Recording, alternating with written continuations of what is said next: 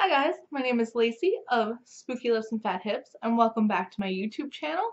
I am so excited because as you can see I have different lighting, a different camera, and a different background. So I'm kind of just playing around with my setup right now. Also, this isn't the most permanent setup because everything I have up right now has to eventually be packed away someplace else just for the functionality sake of this room. So to kind of make up for that, I'm going to be shooting more than one video at a time in this setup, so expect to see me in this outfit multiple times. But besides that, Happy New Year. I'm filming on New Year's Day. I hope you guys had a good holiday week if you celebrate. I had a really awesome Christmas and a really awesome New Year's, so I'm very thankful to my loved ones for that. But anyway, ignoring all of that sappy stuff, today we're going to be talking about my 5 predictions for the beauty community in 2018. I was originally inspired to do this video based on a video that Sanders Kennedy put up in the last week where he talked about reflecting on 2017 and what he hopes to see moving forward in 2018, both personally and culturally. So I started thinking about the beauty community and not only what I want for the beauty community, but what I actually think is going to happen. So a lot of these predictions are based off the last year and for lack of a better word, messiness that took place in 2017. I have been watching YouTube pretty much since day one of YouTube. I have been buying makeup and existing within the beauty community for a while, but this last year was ridiculous. Without getting into too much detail about any specific incident, I'm just gonna jump right into it. So like I said, these are my 5 predictions for the beauty community in 2018. Prediction number 1. I think there's going to be a higher standard of professionalism for both makeup and beauty brands as well as influencers. I think if you have existed on YouTube or Instagram or Twitter in this entire year and you follow the beauty community, you will fully understand what I'm talking about right now. Between posting racially insensitive memes for the sake of being relatable, or, subtweeting inappropriately, shading people through Instagram photos, shading brands through Instagram photos, talking down and poorly about your customer's socioeconomic status on an Instagram photos. This whole year was a little ridiculous. And again, if you don't know what I'm talking about with any of those things, and I'm sure anyone watching my videos probably has a good idea, but this year was just fucking messy for the big players in the beauty world. That being said, I don't think we're here for it. I don't think that we're here. I think it's fun to be into the drama. I will be personally completely upfront and say that drama channels are kind of my guilty pleasure. And I think, like I said, it's fun to watch the messiness, but at the end of the day, it kind of gets old. It kind of gets tiring.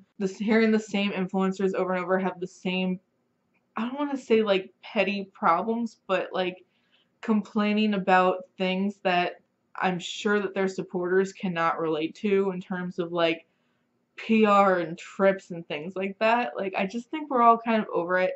I think we're over brands not acting in the way that they should be, whether that is blatantly being inappropriate or the phantom interns making mistakes and all of that stuff. Like I said, I'm not a drama channel. I'm not here to talk about specific instances. I'm just saying, I think there have been too many instances this year of people not acting appropriately, whether it's on Snapchat or in a video or with other people.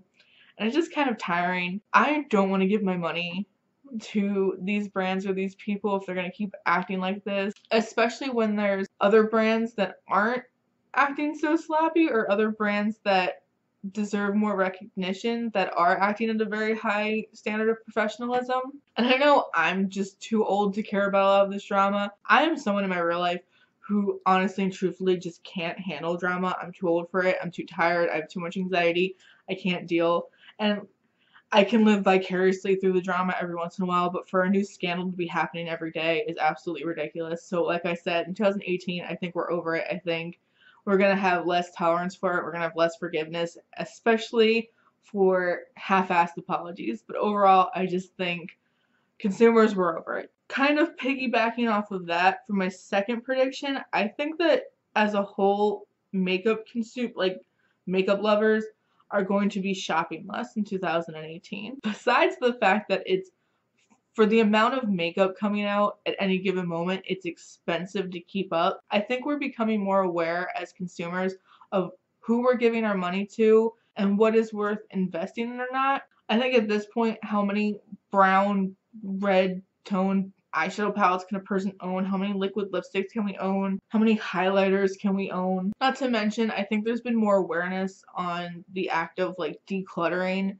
and going through our collections and like critically thinking like, do I use this or not? So spoiler alert, that's going to be an upcoming topic for a video. But I just think because brands have been acting inappropriately and because nothing original, nothing like eye-catching or new has been brought to the table, all things considered, I think there's going to be less shopping in 2018. Maybe that's me, I don't know. Maybe you're like, girl, I'm ready. I have thousands of dollars to spend. I'm here and living for it. And that's perfect. If you want to, cool.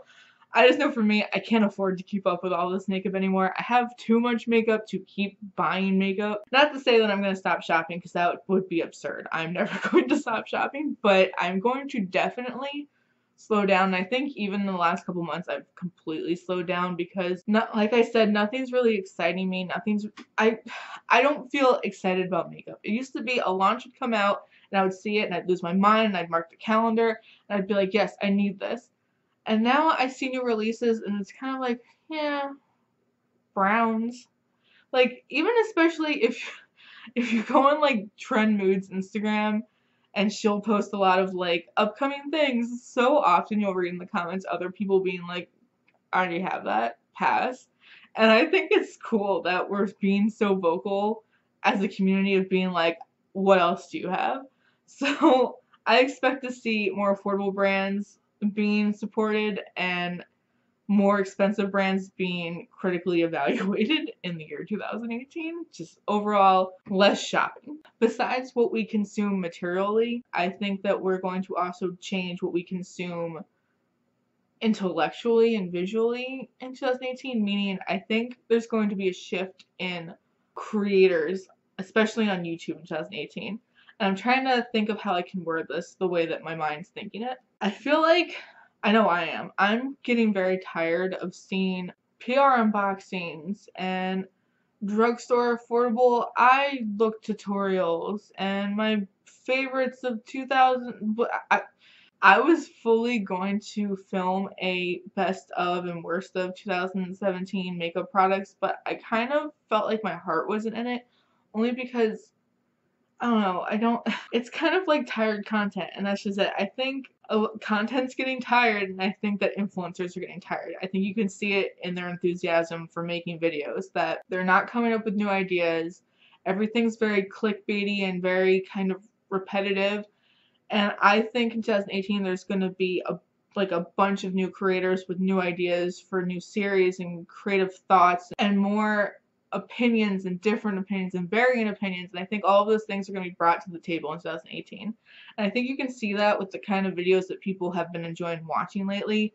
Like, for instance, if you look at the popularity of anti-hauls, I think we're ready to talk shit about makeup, which is something influencers haven't been able to do because they have those types of relationships with brands that they don't want to sever. Whereas normal people like me who aren't influencers, who are, students or working jobs and things like that, we can openly say our opinions more, and I think that's what people are going to be attracted to watching in 2018. I think we're ready for different faces and different opinions.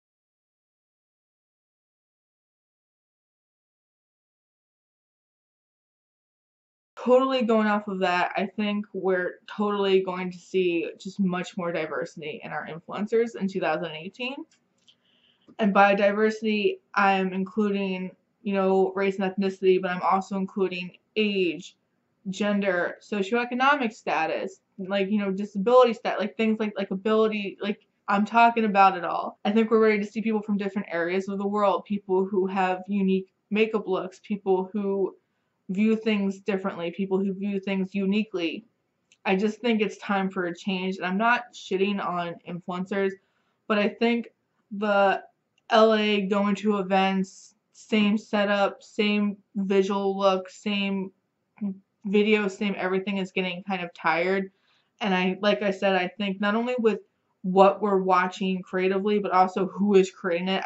I think all of that is totally going to change in 2018. I think we're ready for new phases and different walks of life. And finally, my last prediction is like kind of beauty community related, kind of not, but is I've talked about higher standards for influencers and makeup companies and things like that. I think besides all of that, there's also going to be a higher standard held for drama channels. I don't know if everyone agrees with me, but I think 2017 was the year of drama channels, and it started off, I think, in a good place where they were talking about things that a lot of people didn't know about, like undisclosed sponsorships or, affiliate code scandals and scandals. I use that term very loosely.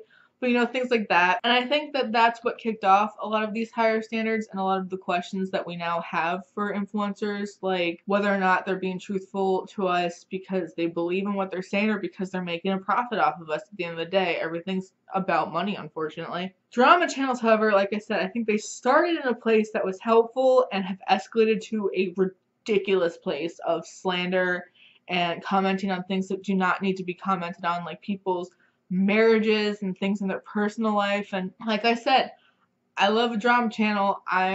They're my guilty pleasure. I don't like drama in my real life. I will for sure watch very certain specific drama channels the second I see them upload, but I don't like how malice a lot of these drama channels have become. I don't like the defamation. I don't like the slander, especially when it gets into legal territory and it's very specifically illegal things that people are being accused of and very life-ruining kind of things that people are getting accused of.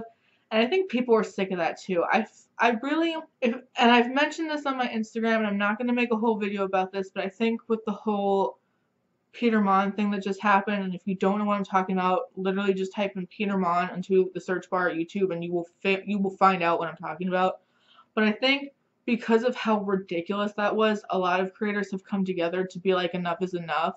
So that is very specifically why I think in 2018 you're gonna kind of see a flip backwards towards the original kind of, is this person not disclosing their whatever sponsorship, as opposed to trying to ruin people's lives through videos. I don't think that's okay. I think everyone deserves to have a platform and a voice, and I think YouTube is a great place, and I do think everyone should have, like, if you want to make a YouTube channel, I highly encourage you to just sit down and fucking do it, because everyone has something that they bring to the table, everyone has a story, everyone has something interesting to say, but not to the extent of being a bully or being malicious or trying to take someone down on a personal level. And that also applies back to the influencers who, people have had their marriages commented on and their private lives commented on, their incomes, where they choose to spend their money, things like that. And I don't find any of that appropriate.